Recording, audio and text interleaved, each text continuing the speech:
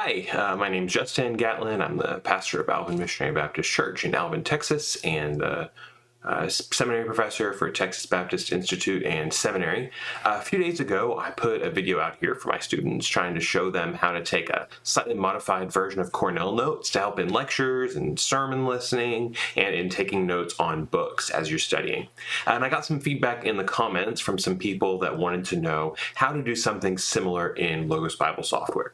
So first, I want to reiterate that when you're listening to somebody speak, taking notes by hand is far, far superior. It'll improve your retention, it'll improve your engagement, it'll be a lot better. So in classes and in church, you're going to do a lot better with the paper and pencil and the lines like we talked about for Cornell notes. However, if you're reading a book in Logos already and you want to kind of dig into it and have something marked up in the software that you'll be able to access anytime, because Logos notes are carried between your computer and app.logos.com and the mobile browser, you've got it everywhere, then there is a really robust system for taking notes in Logos Bible software. And so I want to kind of give you an idea of how to use that to take Cornell notes today. So let's go ahead and get started.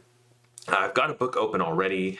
This is Journey Through the Old Testament. I wrote it, and so there you go. It's the textbook that we use for my Old Testament class that I teach at Texas Baptist, and so I figured it's as good as any. So let's say you've got this book open and you want to take some notes in Logos. The first thing I want to encourage you to do when you are taking notes is to go ahead and create a new notebook for the book that you are studying. So you're going to go to Tools, right here, these little 9 dots together, and then you're going to go down to Notes, and you're going to click that. Now, I'm going to go here. So there's filters that show you different ways to sort your notes. We'll look at that in a little bit. And then Notebooks. I'm going to click Notebooks. And for Notebooks, then I'm going to press plus for New. And I'm going to name this notebook Journey Through the Old Testament. Now, technically, you don't really need to do this. I'm going to go ahead and scroll down and click Journey Through the Old Testament. Technically, you don't need to sort by a new notebook because Logos will let you sort by what books a note is in this filter tab. And you can search all your notes, and you've got a lot of reasons that you don't really need to create a new notebook, but it is a lot cleaner. You can see right now everything's open. Looks nice and plain. If everything is all scattered together, it's difficult to browse through, even though you can still sort it. And when everything's in its own notebook, you can still search everything because I can uncheck this and find all my notes. And so I think the best practice is to create a separate notebook when you're trying to study a specific book in detail. It's not necessary. I'm not as consistent about it as I ought to be, but I think it'll be good for purposes of this demonstration. So you're going to create a new notebook, and now this notebook is wide open. So I am coming into this chapter of Journey Through the Old Testament, and it starts out with the big picture. So I can click the table of contents to kind of give myself an idea of where a book is going. That's really useful. Mortimer Adler's book, How to Read a Book, is very helpful, and he recommends different levels of reading, like a skim first to get the big picture, and then another reading to really understand it, and then maybe a third deep reading to really see it. And one of the things that's helpful for that is to skim the table of contents. If you're studying a book for a class, it's probably best to read before class and then again after class, right? So you'll read through a chapter and then your instructor will lecture on it and you'll understand what they're talking about because you had an introduction to it. And then when you read the book again, you'll have a greater understanding. I think we've all experienced something like that in terms of our education, where there's some things that you need to learn before you can do them, and some things you need to try to do before you can learn them. And so sort of going through it in a cycle like that can can be really helpful. But regardless, let's say you're coming to this clean. So you look at the overview and you see, okay, the big picture. So in this book, I kind of introduce the book in a couple of paragraphs, and then digging into Genesis, where it goes the overall structure, and then a summary of the two main narrative portions, and then living it out, where I have some practical and biblical theological stuff connecting the Old Testament and the New Testament. So we've got an idea now. The big picture is going to be an overview, so I can take some notes on this. Maybe I don't need to take a lot, because probably most of the stuff in here is going to be repeated later in the chapter. This is kind of the summary. In Cornell notes, we want to do a summary last. I kind of wrote the summary for you in this book, but that is not an out. You need to write your own summary, because a big point of Cornell notes and really quality note-taking, period, is processing it yourself so you can internalize it. So I come to the big picture. Moses wrote Genesis, called In the Beginning in Hebrew, during the Exodus, circa 1440 BC. Okay, a couple things here right away. Moses wrote Genesis in the beginning in Hebrew. So maybe I want to highlight Genesis and In the Beginning in Hebrew, and I want to right-click it. And here under Add Note, I'm going to click Journey Through the Old Testament. And now it's adding a note to my Journey Through the Old Testament notebook tied to this. Now, there's some ways to format it. You can tell how I had my last one formatted, but I can format the note first. And so I just want it to look like a plain sticky note, because this is just something I want to remember and I want to notice. And then for highlight style, I can go ahead and highlight it in yellow. And so now it's highlighted in yellow, so I know what the note pertains to. And then it's got a little note here that I'll be able to find. So I want to click underneath the anchor. Anchor is where the note will show up. You can have multiple anchors, and so in some notes you might want to include a scripture reference and a reference to the textbook, and that's okay. You could just click Add Anchor and write, for example, click Reference, write Genesis 1:1, and hit Enter, and click Done. And then I want to write my title. So Cornell notes, remember, you want a Q. In a real Cornell note on paper, it would be on the left side, and then you've got your notes that go with it. I want one note for each thing. That's because if I'm studying, I might want to make flashcards, and one of the key rules of flashcards is one piece of information per flashcard, because you want to have that information cold. That's just the way your brain works.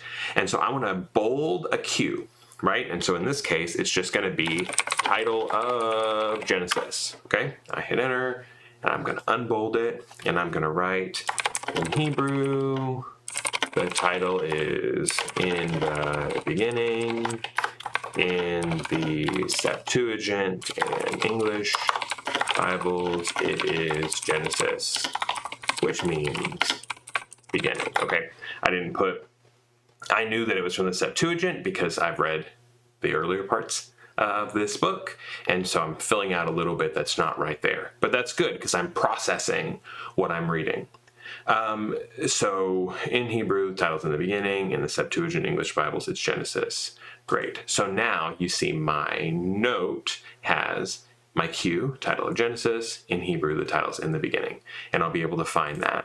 And if I open up my Bible, clicking this little Bible icon here, and I go to Genesis 1, I've got lots of notes tied to Genesis 1, but I can mouse over them and I can see, the first one here, title of Genesis, Hebrew in the beginning. So I'll be able to click that too and come to my note. And so if I want to know where that came from, well, it'll show me the textbook too. And so when I learn something about a specific scripture, one of the really cool things about Logos is now I can tie it to the book where I learned it. And when I'm reading the Bible later, I'll be able to find that thing that I had, which I think is super cool. Let's do one more just for illustration here. During the Exodus, circa 1440 BC. It covers history from the creation of heaven and earth to the death of Joseph, circa 1860 BC. So maybe you read that and you say, okay, kind of a cop-out there. He didn't give me a date for the creation of heaven and earth. And so I have a question. So I'm going to right-click this, and I'm going to add a note. In this case, I don't have to go to the full context menu, because once you've selected a notebook, it'll automatically go to that notebook. I actually think since it was open, we didn't have to do it in the first place, but I think it's just a good demonstration of how you do this. So now I can just click Add Note. In my case, I could do it even quicker, what I want to do, because the question mark highlight style that I've used recently is there. But if you haven't used it recently or at all, then you're going to go ahead and come here. So I want to ask a question. So first, again, I'm going to make my title here, date of creation, and unbold. I can use Control B to bold and unbold on Windows, Command B on Mac. When was the world created? So I'm making a question here that later I might want to come back and study. Okay? So instead of using a plain note for this one, I'm going to use a question mark note. Like we said, we want to keep our note style simple. You don't want to have too many different things going on. You want to have one thing and use it. So you can pick a different color if you want. So you could highlight questions in red and notes in blue, and then have that little question thing so that you can find your notes quickly. So if I'm in a class and later in the lecture I want to ask my questions, all I've got to do is look in logos, look at my notes, and I can find that. In fact, it can be, it's pretty easy to find because it's color-coded red. So that's nice. Another thing that I can do once I have this is, let me make one more note, and I think it'll make it clear what I want to point out. The single book covers a longer period than the rest of the Bible combined. Let's go ahead and scroll down to Living It Out. You can see I just go through the story of what happens here and why it happens in each section. Living It Out, I've got 4 themes here. Family. The family is a key part of God's good plan for us. Adam and Eve are literally one flesh, and in marriage, God makes a husband and wife into one person, Genesis 2:24. The church, Christ's bride, is his body and shares in his righteousness and blessings. Twice, God commands people to fill the earth with offspring. This is called a blessing, but it is also an obligation and a gift. So, I might want to make a note about some part of this, right? I notice family is a key theme in Genesis from the beginning to the end, and that's a theme followed straight through to the New Testament, with the church as the bride of Christ. So let's say that what stands out to me is the fact that it calls filling the earth and multiplying it a blessing, and also it's a commandment twice in Genesis. And so I want to highlight this. And this time I can just click yellow. Keep it simple, stupid. We don't need a lot of different things. And so I'm going to click this note, and I'm going to bold creation mandate to multiply. I'm going to put, again, Control B to turn bold off. Filling the earth is a, quote, blessing, but it implies a commandment in Genesis. Now, there's more we could tie to this. I think about the Great Commission. It says in Acts 1, then as he blessed them, he gives them the Great Commission to fill the earth with disciples, not with biological offspring. And so I might even want to put Acts 1 in this, but for the sake of taking notes on this particular chapter, maybe not. So I'm going to create another anchor, and I'm going to anchor this to Genesis 1:28. I can enter and click done. And then I'm going to anchor this to Genesis 9:1. Again, so that when I'm reading Genesis, I'll have that little icon and I'll be able to see, oh, hey, I've studied this in this textbook, and I can read more about it maybe and get a better picture of what I've learned before to retain what I've already learned. Now, on the other hand, I may get to that and I may say, oh, this is just too cluttered. So in my Bible, I can click here where it shows that's Factbook Tag visual filters right here with the 3 circles. And I can turn off all of my notes. I can go to notes and highlights, and I can turn them all off and see they all disappear. Or I can turn ones off for individual books. And that's another reason I think it's helpful to sort your notes by specific books. So that's sort your notebooks by specific books, because if this ends up being really basic for me, then I don't have to see this every time I'm reading my stuff. So one other thing, I can tag these. And so I can put in my tags for my questions, I can write question and hit enter. And I can write creation, and I can write chronology, and I can hit enter, and I've got all this stuff. And here I can put background, and here I can put family, or whatever. Now, when I add these tags, I can go here into filters. So on this one's your list of notebooks. Next to it is your list of filters. And I can go down to tags. And I can click background. And I can find all my notes that have background in them. Or I can undo tags. So in the same way, I could be in an open thing of all of my notes. I've got a lot of notes. But I scroll on down to tags. And I scroll down and I find question. And now I've got it narrowed down to this one question I want to ask in my class, or that I just want to be able to study out later. I don't want to lose it, but I don't want to run off on a rabbit trail right now. So I want to focus on what is in front of me.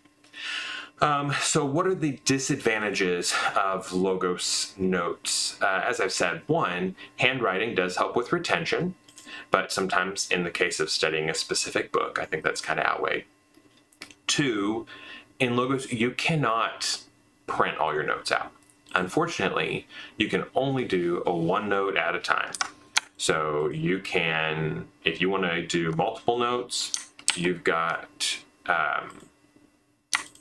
you can hold Control and select them and click print and export, and it will print them for you like this, where you have the title of your notebook, and then your highlight, and then your other anchors, and then your note, and your anchors and your note. But you can't select them. Actually, I just did, huh? If you press Control A or Command A on the Mac, you can select all of them. That's new. It's fairly new. You used to not be able to do this. So that's cool. And so you can print them. So never mind, I take that disadvantage back. That's an improvement that they've made. And I guess that's worth noting now. I see when you highlight them all, you can add tags to all of them at once. And so if you wanted to tag these all as Genesis or whatever, you could do that. And if you wanted to print all of your ones that were tagged with question or whatever, you could do that too. And so that's very useful. Okay, so disadvantage of Logos notes: retention from handwriting. The editing's a little clunky. You can't do tables or anything. If you wanted to compare and contrast things in Logos, you just got to be creative about how you do that. You can create an image and paste an image in. So I think I can drag it in that particular note. So you have to click image, add image, and then you can find images that you have in wherever. So that's a pain. You can add a note, you can highlight around an image and add a note, but image inclusion is something that on their feedback website, people are always asking for, and it's just not great yet. Although they're making a lot of improvements right now, especially with the move to a subscription. And so hopefully that'll be improved. So overall, Logos notes are really nice because they are searchable and they are helpful, and you can sort them with your tags and everything and find it how you want to find it. You can make them appear different ways. You can see the whole note. There's lots of different options for you. You can share your notebook to Faith Life, so you can make it public and it'll give you a link you can give somebody. They have to have a Logos account to see the whole thing. If they try to look at it without the whole thing, they're not going to work very well.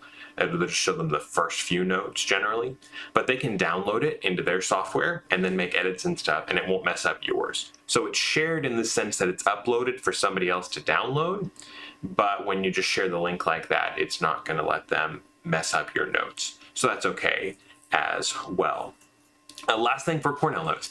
The most important part of Cornell notes is making your overall summary. In Logos, you don't have a spot at the bottom of your page to do that. So you're going to go back and you're going to highlight the title of the chapter. And when you highlight the title of the chapter, you're going to add a note. And then you're just going to title it Summary. And you're going to put the chapter in your own words, right? And that's important. You may want to have your own style for that. You can use a little exclamation or whatever. Really, I think maybe for that, no note or just a plain note, doesn't matter. You pick what makes sense to you.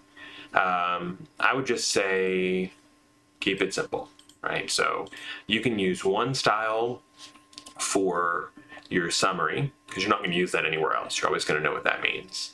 Use one style for making notes, one style for questions, and then I think it makes sense to use the exclamation mark style maybe for if you disagree or you think you might disagree with what the author has said.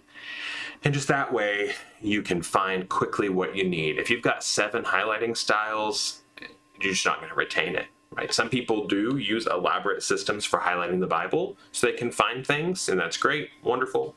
But for the purposes of taking notes in a book, 2 or 3, I think, is going to be ideal. So one style for general notes, one style for questions, one style for possible disagreements, and you're going to make your cue in bold. That's going to summarize what the note is about, and then put the text underneath, so that you'll be able to study it, you'll be able to sort through it, you'll be able to make flashcards. You're going to add tags, you're going to add scripture references. In the instructions on handwritten notes, I encourage you to highlight scripture references in a different color. That's not necessary in Logos, of course, because it's already going to highlight scripture references for you, and so it's not really necessary, I think, to mark them. One last kind of bonus feature here. If you have got this feature in Logos, the concordance tool, can click concordance here. I go to tools and I type concordance. And then up top, it wants me to pick what I'm going to do. Since I have Journey Through the Old Testament open, it is here. And then I want it to do reference. A concordance, if you think about like the old Strong's concordance, you could find all the times the Bible used the word love or whatever. In this case, I want it to find every Bible reference and in all passages. And so now it has gone through Journey Through the Old Testament, and it tells me I quote Isaiah 85 times, and it gives me all the different references to Isaiah. And so let's say that you wanted to use this book and I want to find where is Genesis referenced. Well, I can go here in the concordance and I can click it, and then I've got it. It'll take me to where that happens. And so that is really cool. You can sort by heading or by count. So heading is going to put it in biblical order: Genesis, Exodus, Leviticus, Numbers, Deuteronomy. Count is going to show me I reference Isaiah more than any other book, and so on.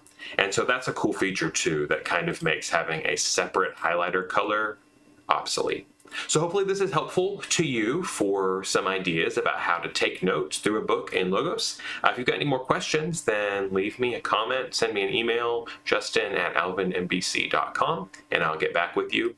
I'll put a link in the comments if you want to buy Journey Through the Old Testament. That'd be awesome.